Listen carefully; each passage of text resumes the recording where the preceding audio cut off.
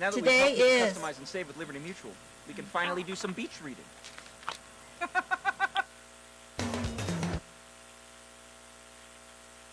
Are we live? Or?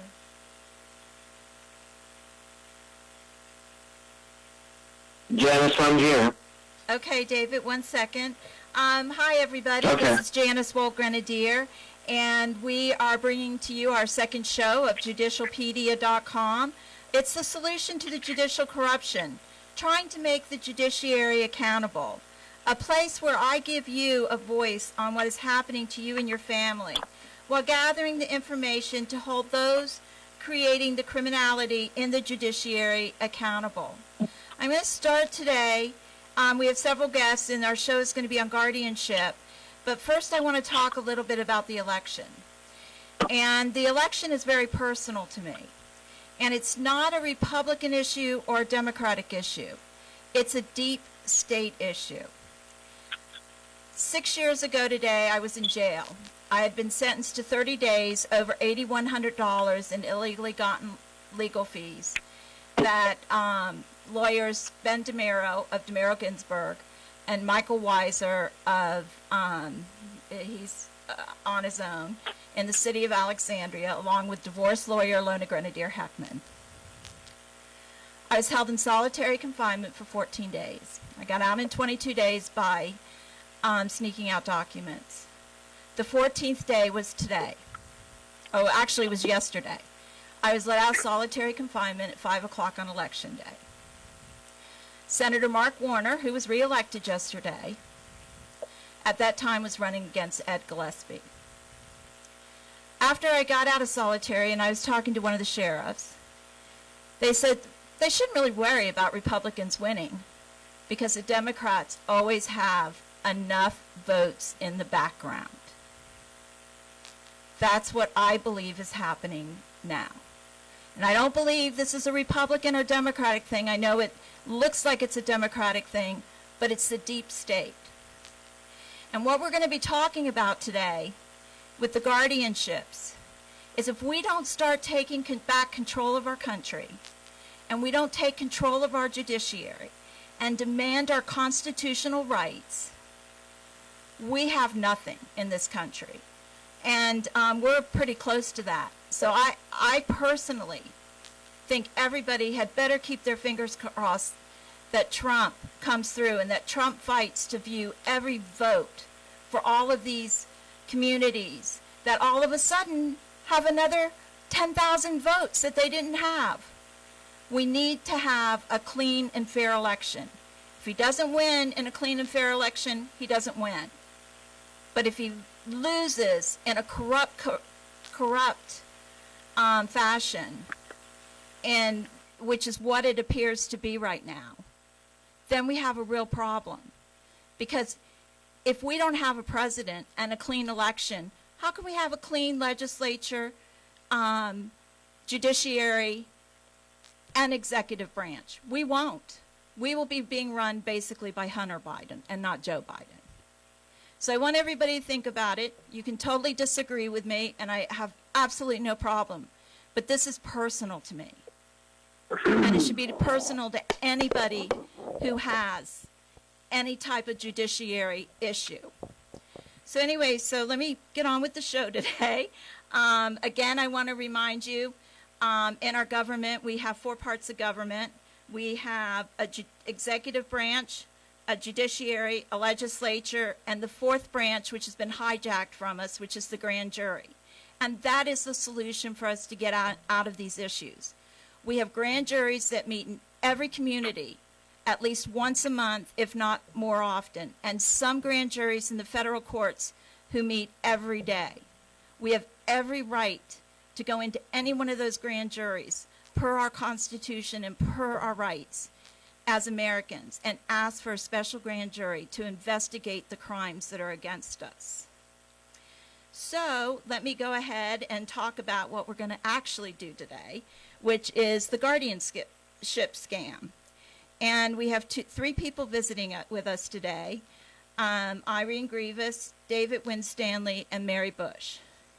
There are 3 children of victims of the guardianship scam. They have a common thing where they had siblings who worked against them. But the three of them have worked tirelessly to try to free their parents. And even after their parents were what I call, and this is how I look at it, is once you're put into a guardianship, if you die in that guardianship, after trying to get out of it, you're basically murdered. So we have all three of them. Their stories are from Pennsylvania. There are two judges that are involved. Judge Jay Hoberg, who Irene Grivas and David Winstanley are victims of. John Granger and John Holman, who couldn't be with us, are also victims of them. And then we have Mary Bush, who is fortunate enough to have her mother still alive. But she's been blocked from seeing her, and she'll be able to go into that. And the judge that's involved in that is Catherine Platt. And all these cases are heard in orphans court.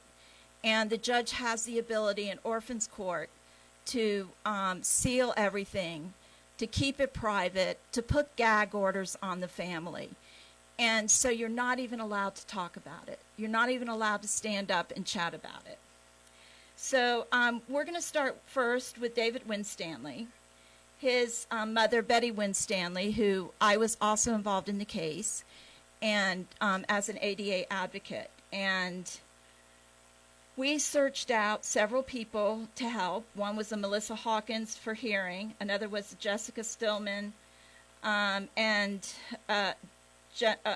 Jessica Stillman is the, actually we didn't search her out. She works with Judge Hoberg.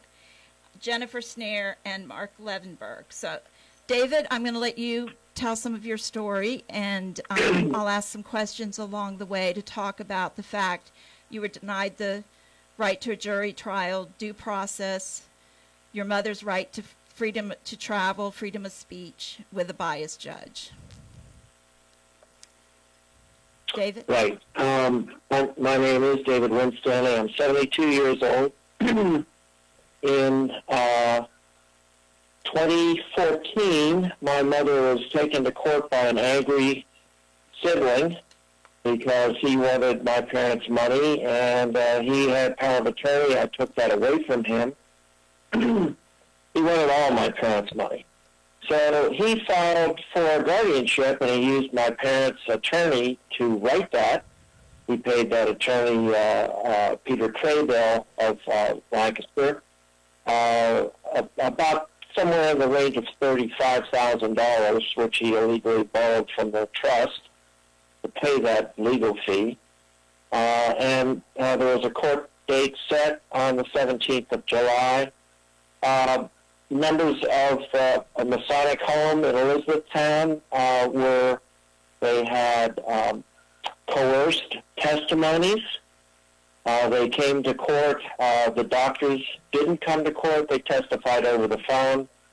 Nurses and basically people from the Department of Aging came and testified that my mother and father, both my father, 19 days before had passed away. 19 days, my mother was taken to court.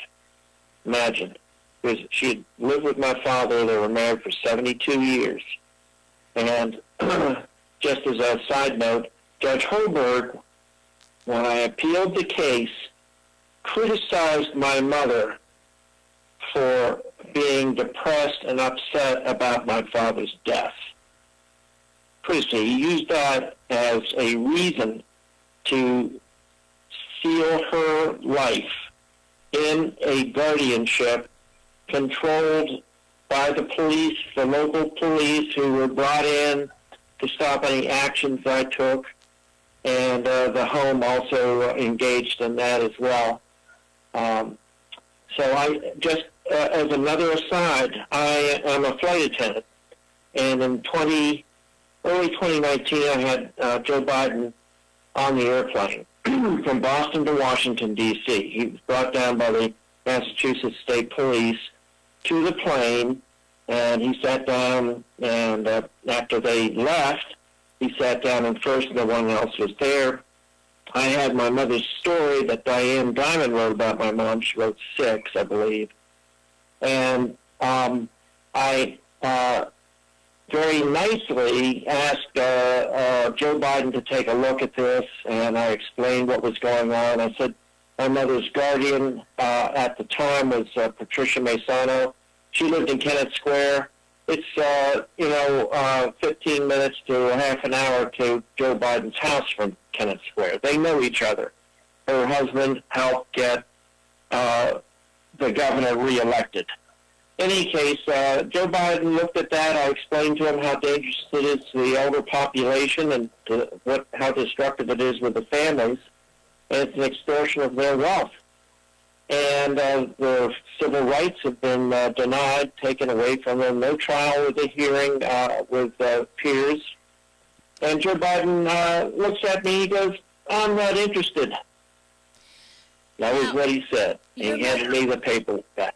Your mother also had a hearing issue. She was legally deaf. Is that correct?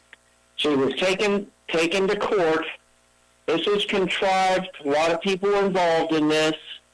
And the home suddenly, just about 3 days before the hearing was set, they had taken her hearing aids. They said, "We wanted to clean them and adjust them for you." Well, my mom never got those back. And my mom said, "I don't have my hearing aids." And she was legally deaf, but if you screamed at her, she could hear you. Now, the home was Masonic So Village. I called up her court-appointed, what's that? The home was Masonic Village, is that correct? Yes, Masonic Village in Elizabethtown, Pennsylvania. Okay. A very big, supposedly reputable institution. And it's been around for over 100 years. So somebody there had colluded probably with my brother and perhaps the judge that my mother wasn't going to be able to hear in the hearing. So she couldn't defend herself. She wouldn't know what she was being tried for. So I immediately called up to her attorney and asked her to postpone it or wait until we get notice of when she gets her hearing aids back. And she said, "Oh, that's okay. I'll check with the court and see if they can't provide some hearing devices." I said, "She can't. It's illegal. It's against ADA rules that she goes to court and can't hear. That's illegal." And she said, "No, we'll take care of it." So instead of driving over the state line and taking her somewhere else, thinking there might be justice in the court system, I took my mom so she would have somebody on her side to that court. When we got there, we were waiting for the judge to show up, and her court-appointed attorney came up, and her name was, I just forgot it right now. She came up to my mother, leaned over my mother, and said, "Mrs. Winstanley, I'm sorry, but there are no hearing devices available in the courthouse today."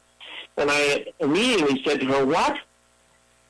Then you'll have to postpone this or set another day. You'll have to do something until my mom can hear. She can't hear." So they end up taking her into the courtroom, and this attorney, in opening remarks, said that my mother didn't have, the courthouse didn't have any hearing devices. And Now, this the was judge ignored it and continued on. This was in 2014, was it not? It was July 17th, 2014. Okay. My mother, at the time, was 3 weeks shy, actually, about 10 days shy of being 93 years old.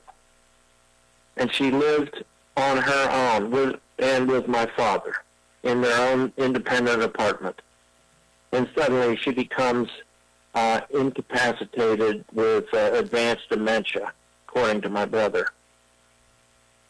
So these are the things that you have to watch out for. When you have a relative, a friend, a doctor who's beginning to say that your parents have dementia, be very, very careful to not fall into a trap of agreeing with them. Take them to a neuropsychologist. There are many in Pennsylvania. A lot of the universities have them in their medical schools. There are a couple neuropsychology departments in the Philadelphia area. Harrisburg has, Hershey, Pennsylvania has a big one at Penn State's medical school. So, don't be too willing to go into court. When you get to court, it's up to the judge, and there's no jury. The law says you can have a jury, but they don't provide one. There's no jury of peers. So we had these people from the home coming in saying that both of my parents didn't know where they were, what they were doing. They would actually make my parents undress down to the skin, and then get dressed again in front of them to show them that they got themselves dressed. So that's kind of right. So Masonic Village was involved. They colluded with basically the Guardians, who were I-Corps, Candace Beckett. Actually, at that time, there was Robert Stump, RES of Havertown, and they colluded with him. Well, one thing I found interesting was Irene, when I was going over some of the people that were involved with her, she was involved with a firm that was called SaxtonStump.com. And we don't have time to go into it now. I noticed that. Excuse me? I noticed that. And so I'm wondering if that might be a commonality between the two of you, which we don't have really time to go into today, but there are certain things that, I'm seeing here that are pattern and practice.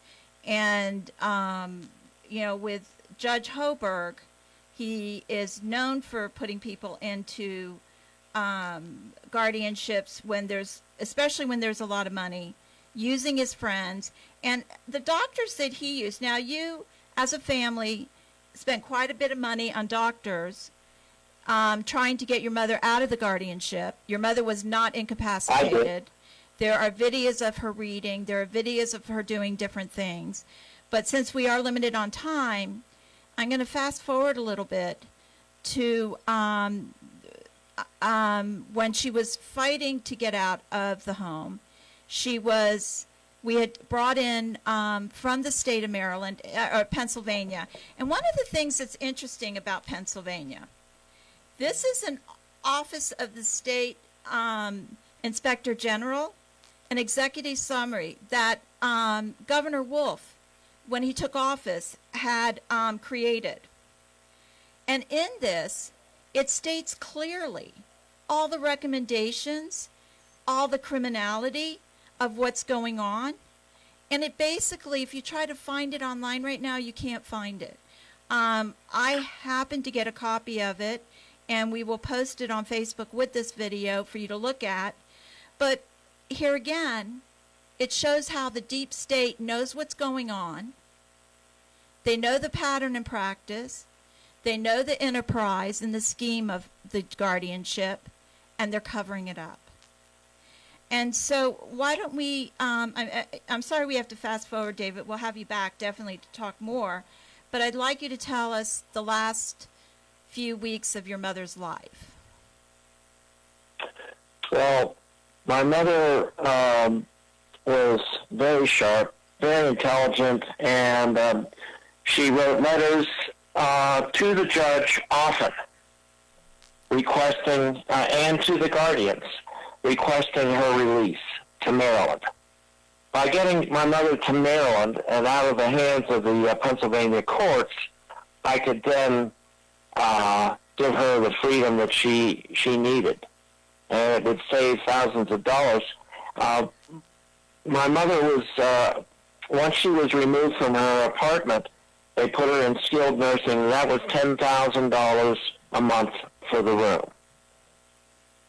Then she went to a smaller room after she had some she kept falling, and she fell a couple of times pretty badly, and then they finally, through our demands, sisters of mine, we got her to the hospital, and it turned out that she needed a pacemaker, and she was falling because she wasn't getting enough blood to her brain, and she didn't have good balance. So after she went through that, went through the surgery to have a pacemaker put in, she was doing fine. She went to physical therapy, had a good recovery. They put her in a smaller room, which was in personal care for $6,500. That irritated my brother, and he had a meeting with the staff at Masonic Homes, and they moved her into skilled nursing at $14,000 a month. And in court, the judge was constantly talking about spending down my mother's wealth, spending and taking everything she had, artwork, furniture, anything. They tried to take her home. A piece of investment property in the Bahamas disappeared. Another one out in New Mexico disappeared. And so they were spending down somebody's money when they have the money to pay for things at a reasonable rate is Medicaid fraud. And I tried to engage the IRS in that. I tried to call the government about the fraud, and even Jennifer Sneer. Janice was with me on some of those meetings, and nobody would come forward. No one. So you're really on your own. My mom started in June of 2019. She started coughing and not feeling well, and she seemed like she was in pain.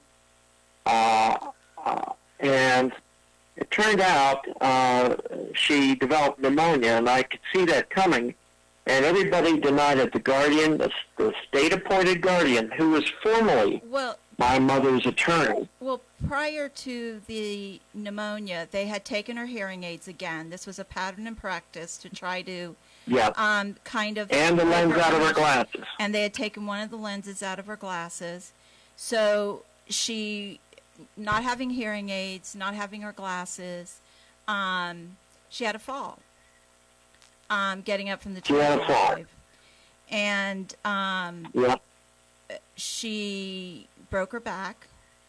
She was left in her room, in her bed, and for 1 week, a little over a week, I believe, and with six broken ribs?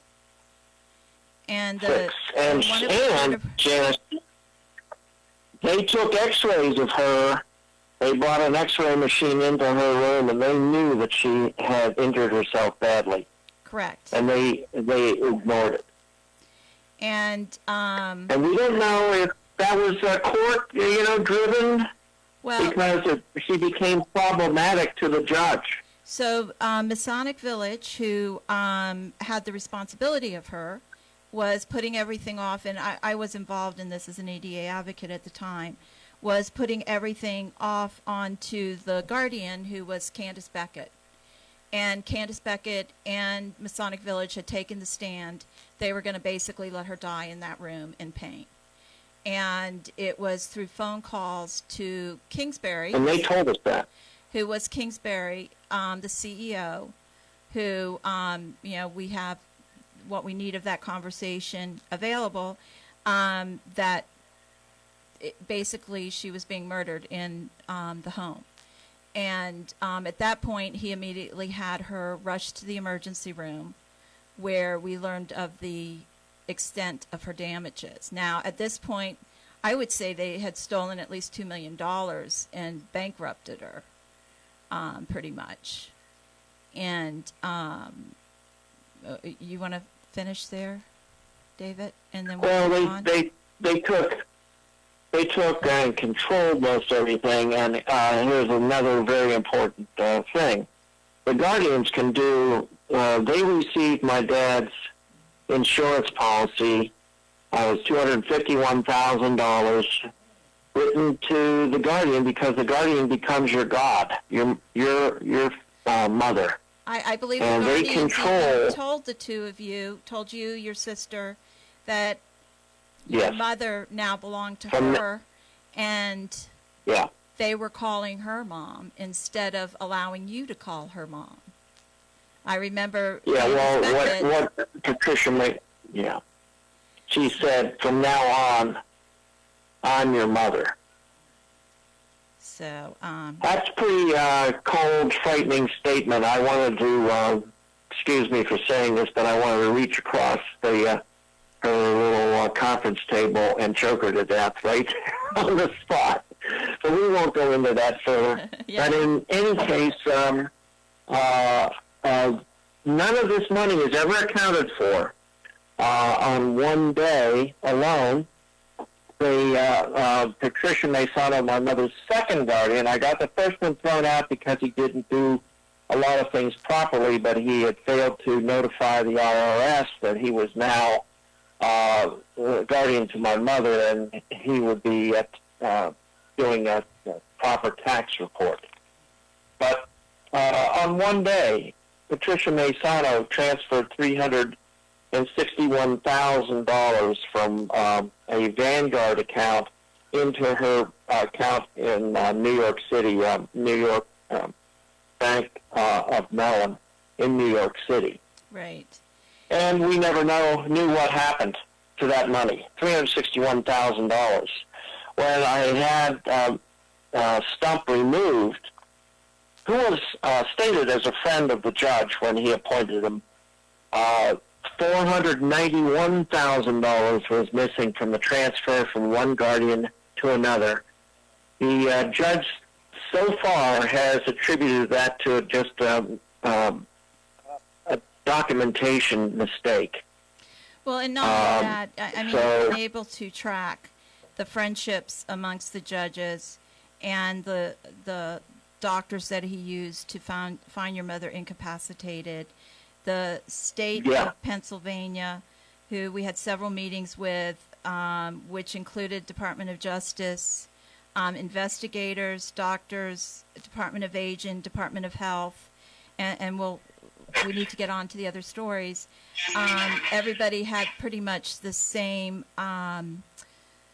story. They seem like they care. They talk to you. I think Jennifer Sneer has been the most biggest disappointment to me, and Melissa Hawkins, because she is deaf. She knows exactly what it feels like, and yet she ignored the situation, and they ignore it to keep their jobs. And I think it's just a disgrace. And these two are also aware of Mary Bush's situation. And, I'd like to, David, give you just a few more minutes to wrap it up so that we can talk to Irene and Mary. Okay, I'll do it pretty quickly. My mother went downhill very fast with a pneumonia, and she developed viral pneumonia because she couldn't expel and breathe deeply in her lungs, so she developed an infection. We finally had to threaten the guardian with arrest, and she got scared enough that she did call an ambulance. They took my mom to the hospital at Hershey Medical Center. There they did extensive tests on my mother. And my mother was conscious. We have some documentation where they asked them. She even got up and walked. They had told her she would be in a wheelchair, and she instead chose to do a brace and was able to even spend a day walking after all this. Yeah, that was afterwards. She did live for about 5 days after that, and then she had a visitor, my brother, and we don't know what he said to her, but she just gave up after that. I wanted to prove that this judge and the guardians were all wrong, including my brother, and that my mother didn't have Alzheimer's or dementia, so I ordered an autopsy of her brain. That autopsy was of another person's body. We have the records from the hospital and my mother's records and photographs of my mom as well. even down to her fingernails. And the body was swapped at some time along the way. There was a delay in getting the autopsy done, and the whole thing was falsified.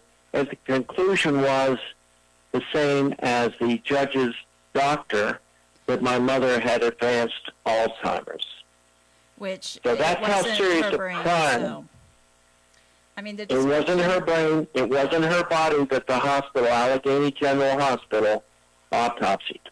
Right, and it was I've been able to get no one to investigate this, and no one to take the case as an attorney for this tragedy. I mean, it's just, and how many times has this been done and to people? You used one of the top people. You used Dr. Weck, who had done, I think it was Epstein's autopsy, or was it he was called, Bobby Kennedy's. He'd done Bobby Kennedy's autopsy, so it wasn't like you just chose somebody. You did a lot of research and got somebody who you felt would be credible. And visible. Yeah. Well, Highly David, visible. we're very sorry you've had to go through this, and like I said, we'll have you on again, and you may want to make some comments, but I'd like to move on. So this is Judge Hoberg. Judge Hoberg is involved with John Granger and Irene Graves and John Holman, and we have Irene Graves now.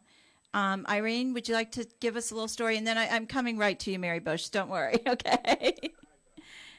Because we have a lot to talk about your mom, too, and she's still alive, and we need to fight to see if we can't get you more access to her.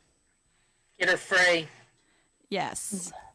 So, Irene, you want to jump in now here about your friend Judge Hoberg? Oh, yes. My mother was declared incapacitated back in 1999.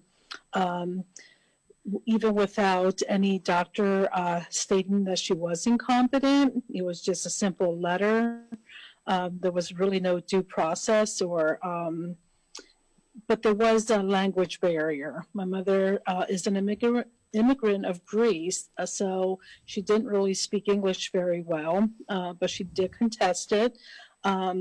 Within less than an hour, she was declared incapacitated, and it's been an uphill battle since. What year was that, Irene? That was in 1999. 1999, okay. So you've been fighting this since 1999. I would say I was still in the middle that's when it started, and that's when she was declared incapacitated.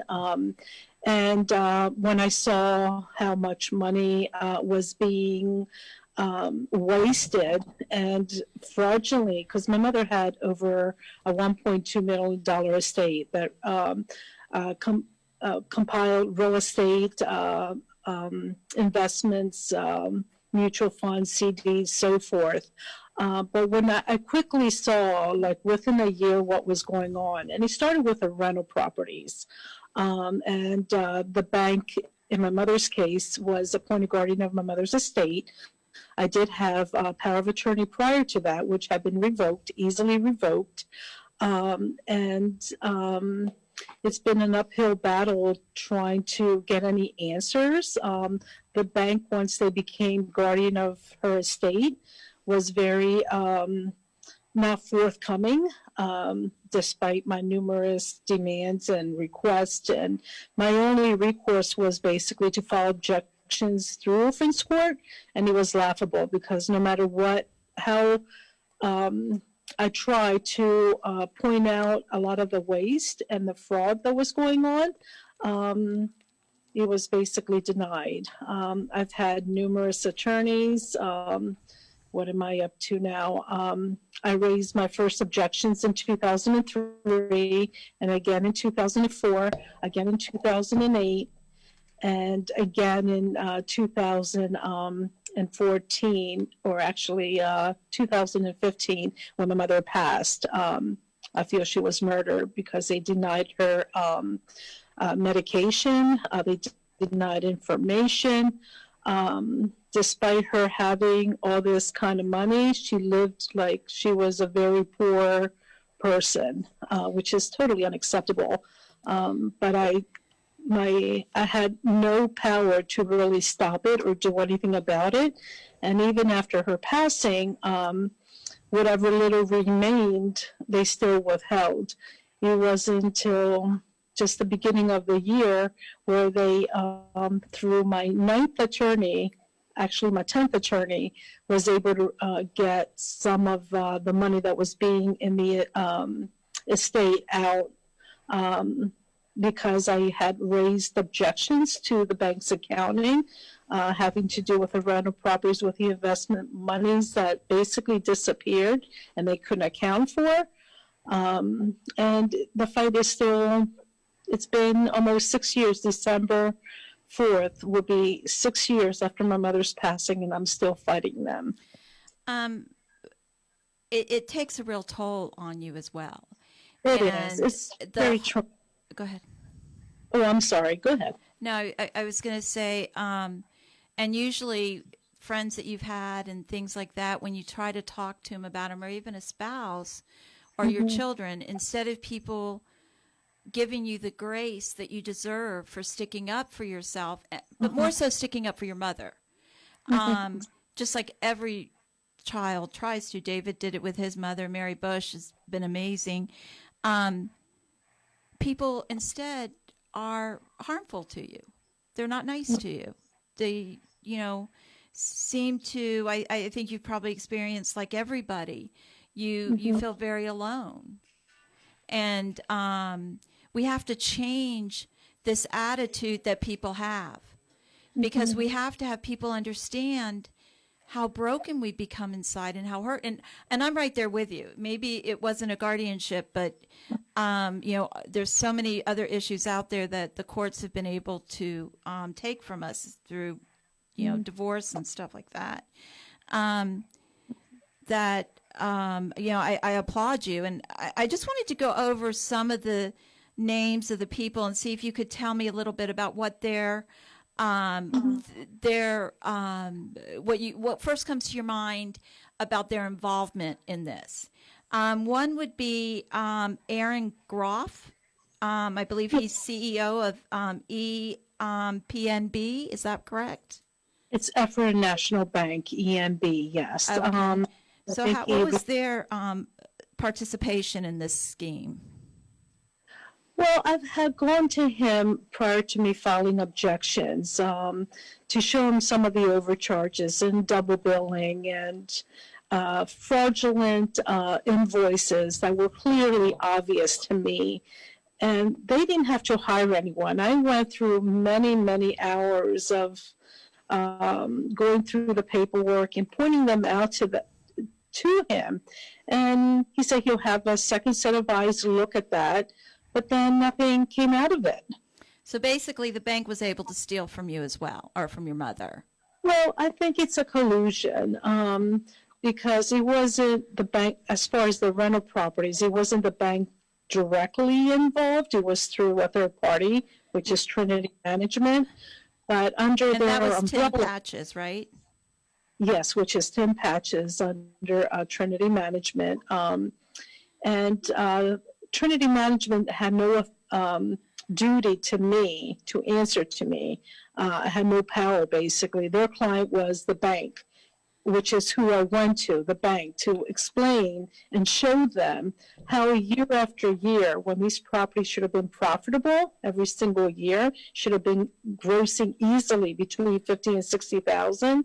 Instead, it was at a negative cash flow. Not only was there no income, no net profit income, but it was costing the estate between $1,000 and $7,000-8,000 every single year. I said, this is crazy. For an estate, for the real estate that was worth almost $500,000, why they will continue holding on to real estate if it's no longer profitable? And the reason it was not profitable is because they were colluding. Somehow they were getting kickbacks.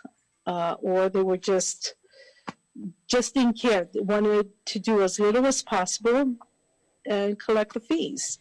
meaning the bank, Effort National Bank. So that's usually done. We have a bank in the city of Alexandria. It's called Birkenherber Bank, and he uses all of his friends, you know, and there's always kickbacks. So most likely Trinity Management somehow, and a kickback can be a lot of different things. It can be dinner. It can be a trip with your wife somewhere that you don't pay for.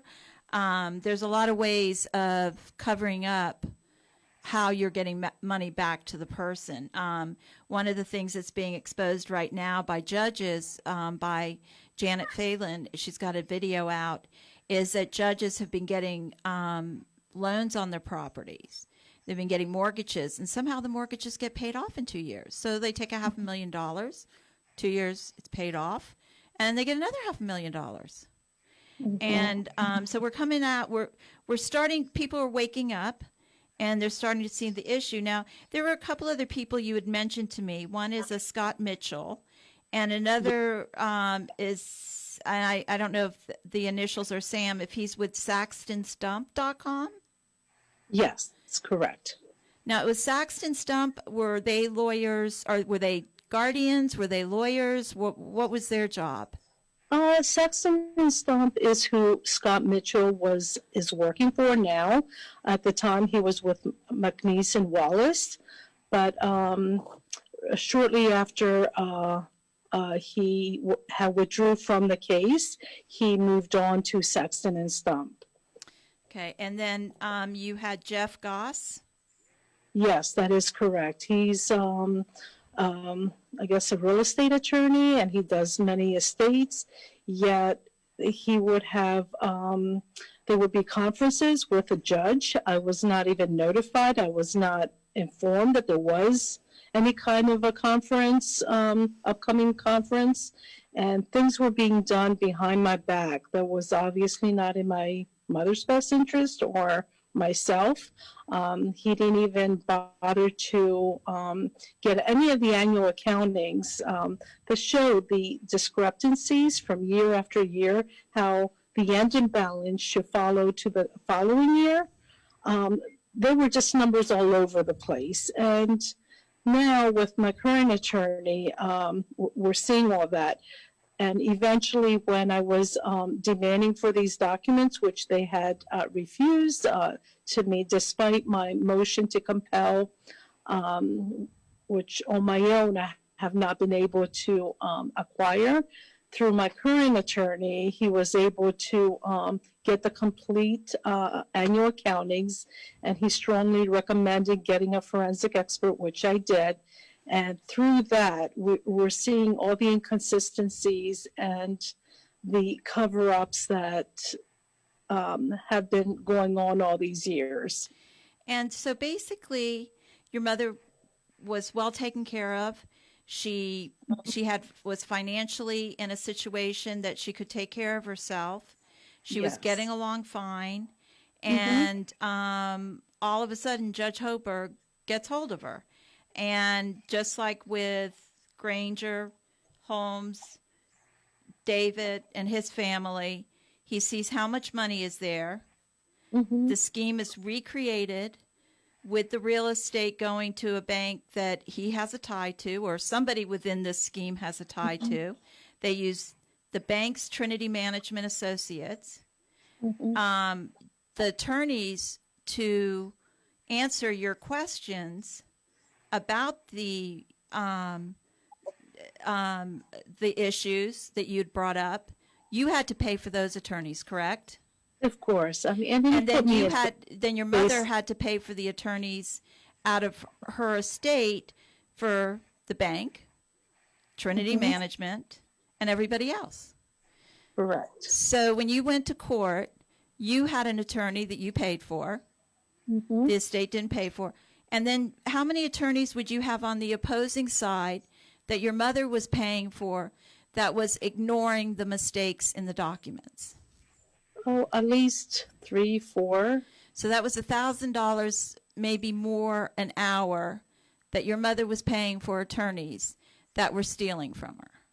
Correct. Okay. Well, I'm really sorry you've had to go through this. And I just, I know it's so difficult, and I just really appreciate you coming on and talking about it. Is there anything else you would like everybody to know? Yes, even like this attorney Scott Mitchell, what was really intriguing was I was trying to figure why, if I was a client, why he was not really doing what I was paying him to do and why he was making all these mistakes. And as it turned out, he was actually, his mother happened to be paralegal on the opposing side. That kind of made it all fit together, which explained why, when I had hired him, why he signed the verification page that's usually signed by the client, which is me. He just filed whatever he wanted to file that basically sabotaged my case to unfavorable denial. And once again, we have an unbelievable story that even you're living it, and I bet at times you have to pinch yourself and say, is this really happening to me? Exactly. Yeah. It's it leaves you broken. It kind of robs your joy and happiness, because this is something that you live with not only 1 year. Well, It lingers on years after it has happened. Yeah, no, I am so sorry you've had to be through it. I'd like to, I mean, please stay on it, but I'd like to get to Mary Bush. Mary, thank you for being so patient. Your mother is still alive. If you call it that, currently locked up in Green Meadows in Malvern. And it's not because of COVID, it's because of this guardianship. She is not getting any visitation. She gets a once a month half-hour Zoom where I can view her, but they don't show her how to participate. They don't engage with her whatsoever. They're keeping her in bed 24/7 where her joints are starting to lock up. She's being neglected of care. And in the regulatory law of nursing homes, the diminishment of someone is supposed to be monitored, and it's supposed to be stopped. And through passing my mother from Pocopson Home to Park Lane at Bellingham and now Green Meadows in Malvern, the diminishment has been documented through the PA Department of Health, and they're doing nothing. I reported to Denise Getchen of APS. She's the head of all APS in Pennsylvania. She does nothing. She now, all my calls are, put towards her. She becomes the intake person. And as the intake person, as a public servant, she takes the phone and she hangs up on me. So the Department of Aging has a duty of care that they are supposed to be taking these complaints from people, no matter who they come from. It's an elder abuse issue. And Denise Getchen hangs up on me. I recently just wrote a letter to Secretary Torres for her, asking for her resignation, because the Department of Aging has a responsibility to all elders, not just elders that are in guardianship. But what I've noticed is that the elders that are in guardianship are the ones that are totally ignored. Any complaint done on their behalf, anything done, you can see the collusion going on with these the parasitically attached guardians. Carol J. Hershey has a contract with the local Chester County Department of Aging, which is a conflict that when you ask that they investigate her, they won't do it. And in fact, they breached their duty in where they're supposed to keep my complaint confidential. They told Carol J. Hershey that I asked for them to be investigated, and her employee, Gail Birkenstock, came to me and said, we're going to find a way to get rid of you because you're reporting us to the Department of Aging. So she would have known that unless somebody like Heidi Carlson, Cindy Willison, or Doug Bernard at the Department of Aging in Chester County had told them. And the fact that they're in a monopoly with these courts is another fact that everybody's, not recognizing. A monopoly is when they get a captive client base. They're getting a captive client base from the courts. And in the consumer laws, you have a right to get away from a provider who's not providing the service. There's no way to get away from these people. The only way I got my mom away from Carol J. Hershey was pretty much exposing her. I would watch what she's doing online. I would watch what she's doing. She did false pretense billing. False pretense billing is when they're just adding on things and like $500 to see Mary. Now, can we stop for a minute? Because I want to take these people and kind of dissect it here. Your judge is Kathleen Platt. Right. Catherine, she is in the orphans court, and which is basically a secret court. It doesn't allow any type of transparency. it's not only that, it's an unconstitutional court because the courts are taking the liberties away from people without the due process that occurs. They're not following procedures. They're not following even jurisdiction rules. Under the Chester County jurisdiction rules, the judge has to have the trust in their possession, the original trust instrument, to have jurisdiction over the trust. We're jumping a little bit ahead because at what point was your mother deemed incapacitated? What year?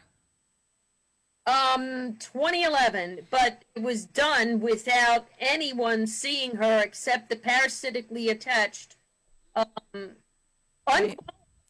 court-appointed guy, Dr. Mapes. And so at that point in time, she was active. The two of you were doing a lot of things. You were having a good time together. And she was totally competent. And she was financially financially taken care of, had been left financially in a good place by your father. Is that correct? Yes, she had close to $3 million in assets when my father became ill. She actually ended up, my brothers went in and took some money, so she sued them in 2007.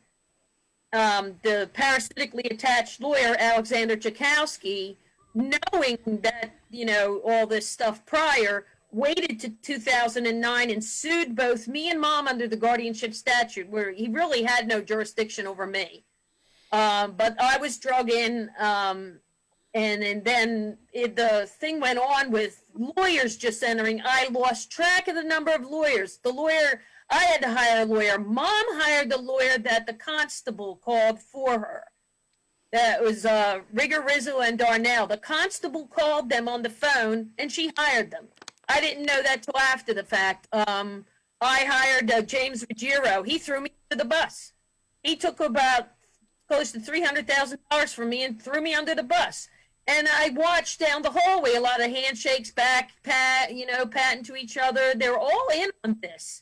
They know that these courts are not competent courts to be taking away property that's covered under the Constitution. They're taking away our civil rights and our liberties.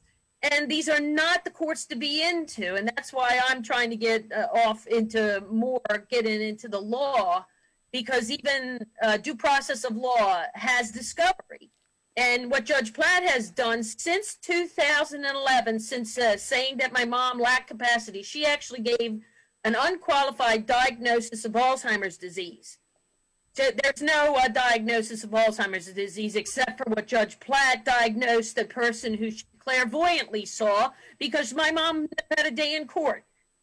So we have these incompetent judges, judges that are violating law, lawyers that are joining in that, and it's just a mess. And anybody who thinks that they're going to hire a lawyer in these courts and get anywhere, it's impossible. These courts are set up to rob estates, period. It doesn't matter what your brother did, your sister did. They're going to use the family dynamics in these courts to justify, to make a false pretense record against one member of the family so they can access that money. That's the bottom line with what guardianships are being used for. We need more accountability, oversight, and criminal penalties to the people that are abusing these venues like the orphans court. And we need to get them out of the orphans court. I agree with you with grand juries. We have to get the grand juries back. I mean, we should be able to take cases like this where a single lawyer, in my opinion, Alexander Jakowski is the one who started all this, knowing the amount of money my mom had in 2007. He goes into the orphan court, gets her backdated, and this is something else Judge Platt did, backdated her to 2006 to undo, I think my mom had 13 advance directives in place to cover herself because she knew that the predation started immediately after my father passed. So your mother had done all the right things. She had already Yes. put into place, if something were to happen to her, who would take care of her, how Yes. her estate, her will was in place, a trust was in place, and the other thing that people don't talk about is there's alternates. My mom had 3 alternates. She had, first as a trustee, she was the first trustee. I was the secondary. And then she had her brother and a friend, and she did that in her medical power of attorney, in her other, durable power of attorneys. There were alternates. None of those alternates were ever, discussed in court. They focused on me. They tried to say I overly mastered her, which is a common thing. They use common language where, oh, you overly mastered, you did this, but there's no substance to it. They don't say how you overly mastered or how you did this or that. They just make the false narrative. And there's no fighting it because whatever goes on in the court, when you take it to the Superior Court and try to do an appeal, they're just going to back up what the judge did. now I will say this one thing. When David took to the appeals court, even one of the appeals judge said, do we no longer live in America? Shouldn't she be living in Maryland if that's where she wants to live? Seems totally capacitated to me. But Judge Hoberg walked in the door and said, no, not going to let you go. Right. And they call that discretionary powers, which in these cases should go away. The judges should not have discretionary powers of liberties and your guaranteed rights under the Constitution. There's no such thing. So you were visiting your mother on a regular basis. You were still trying to have a life with her while fighting with this for her and trying to help her. And then you went to visit her one day, and she had been taken advantage of by your brother. The system knows it. The judge knows it. And they've covered it up along with the nursing home. And instead, they then targeted you. Correct. As a person of interest, that instead of the person who had harmed your mother.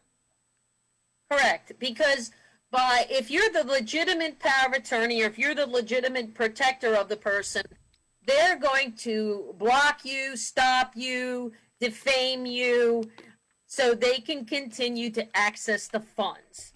The whole goal in this is to access the funds. And if you notice in most guardianship cases, as soon as they are done with the funds, they're done with the person, and the person all of a sudden happens to die. Well, either that or once they're done with the funds, they put them into Medicaid, and it becomes a scam to basically steal from the taxpayers, which is what they've done to your mother at this point. There's a deliberate liquidation of the assets to hurry the person towards that Medicaid. Correct. And I'd like to talk a little bit about Chatowski. And I don't want to step on any toes, or if you are uncomfortable talking about him, but I had intervened into a case you have against him. Correct. And he has violated his code of ethics in several occasions that I've seen. But yet the bar doesn't do anything to help. Correct. And, so Pennsylvania Bar, I know we had lawyers actually file complaints for David against Candace Beckett. They accepted the complaint, and Candace Beckett even, I don't know if you could say stole them, but because she was the guardian of person, but took the medical records from Masonic Village and refuses to give them to the family or the lawyers. And I know you're having similar issues. Well, the conduct board is other lawyers. Why can other lawyers, be guarding the hen house, so to say, of other lawyers? What we need to do is we need to get lay people on those boards. And even like when I was turning in, and I did turn in Alex Jakowski, the lawyer that was taking the intake, I had to turn him in for some unethical things that he was doing. Well, and this is the trickle down effect, is what I call it. You have a Supreme Court of the state, you have a governor involved, because we know the governor knows about it. He requested the Inspector General do a report. He's got a almost 20-page report that's very detailed. He also assigned a Dan German, who we've been, feeding him information, and we haven't heard a thing back. That all this COVID stuff took over, and all the election stuff took over, and that's now, Governor Wolf had COVID patients going to nursing homes. Is that correct, or am I wrong with that? That's my understanding, and so he was following in the footsteps of Cuomo in New York City. Yeah, and that's what I understand to be the most, the number of deaths came from nursing homes. Correct. So your mother's alive. I have visited her twice. You can tell when you mention your name, she lights up. You have pretty much been barred, or you have to pay to see your mother. You have been beat up by the police in Correct. them trying to block you. You're not a very big girl. You're not someone that you would be afraid of. So we have the collusion of also the police, as we did with David, in trying to create a smoke and mirrors of you being an unsafe person, of having issues, which are all untrue. Right. Is that correct? The case against James Reginger and Ted Lewis is in the federal court system now. So, they wouldn't let me leave the property at Park Lane. I agreed to leave. I was on my way out, and they blocked my way to create the false pretense record against me. And so since then now you have to pay to see your mother. Is that correct? I was paying to see. I didn't see my mom for 2 years solid. And then Judge Platt made a very controversial visitation order where I could go to the county facility. My mom had to pay to see me, I had to pay to see her, and it was for 1 hour once a month with a deputy with a gun and a supervisor from Adult Protective Services watching me. And then all these complaints that I'm filing and documenting and giving to APS, there's no follow-up. There's nothing from them. If they were truly investigating anything, they would come back to you and say, well, what about this? What about that? They don't. They're not doing their job. They're not in compliance with the law. They are not qualified to investigate these cases. So with your mother still alive, what is something the people who listen to this tape or you would like to see them do to try to make a change in the situation for you? That is there people that should be called? Is there letters that could be written? Do you have a change.org or anything like that? Oh, I don't have anything set up, but I have a page, the Free Mary Bush's Mom. It's a Facebook page. And I try to just post what's going on in guardianships and in nursing home situations. We need to change the laws, and that's what I've been working with. I'm hoping that Eric Rowe here gets elected, and Senator Mastriano and Senator Killian here, because I've been in touch with their offices. I'm showing them, gradually, and I wish other people would do it too, the loopholes that these parasitically attached people who are in this guardianship, how they're doing what they're doing. There's a way to end it, and it's to cover those loopholes in the laws. Well, That's one way of doing it, but another way of doing it is imposing and enforcing the laws we have on the books, enforcing our Constitution, and enforcing our four freedoms. You know, the United States didn't sign on to the human rights and going to international court, but we were given four freedoms in 1940, and it was freedom of speech, freedom of worship, freedom from want, and freedom from fear. And that's already in our Constitution, and it's in your state constitution. Pennsylvania has a great state constitution, but fear is what all of us live in every day. Oh, and they make Fear sure of what that, these people are doing. They make sure that you live in that fear, and just because, like, I keep fighting this, I don't go away after I've gone to 2 lawyers personally. My mom no longer has a lawyer. Intimidation. What happened to Tchaikovsky? Whose lawyer is Tchaikovsky then? He's the lawyer for my brother Joseph and Michael, who started this way back in when my father he had gotten sick with a stroke. But I've gone pro se pretty much since 2014, learning the laws, learning the loops, and I'm actually the one who's doing most of the filings and things like that. But just recently, in the beginning of this year, Judge Platt threatened me from the bench. She threatened me because I am stopping the sale of the property that they're trying to steal. And that threat still is lingering over my head. Well, I'm sorry to hear that. We're going to go ahead and wrap this up. I really appreciate David, you, Irene, Mary. Do you have a last statement either of you would like to make? Well, when it comes to guardianship, there is no fighting it in these courts. We have to engage our politicians to make things in the law a little bit different. We got to close the loopholes. Anybody who's in guardianship knows what those loopholes are. With nursing homes, there's a thing that people don't know about is the fact that you can start a family council. And the ombudsman under the Older Americans Act is supposed to help you with that family council. But again, here we go. The ombudsman is attached to the Pennsylvania Department of Aging, and they're doing nothing. And Irene, would you like to have a last word? I agree, basically. We just need to close all the loopholes and stop this abuse, because that's basically what guardianship is. It's abuse and theft of people's money and life to make changes so this travesty doesn't continue happening to other family members and elderly victims of this kind of scam, I call it.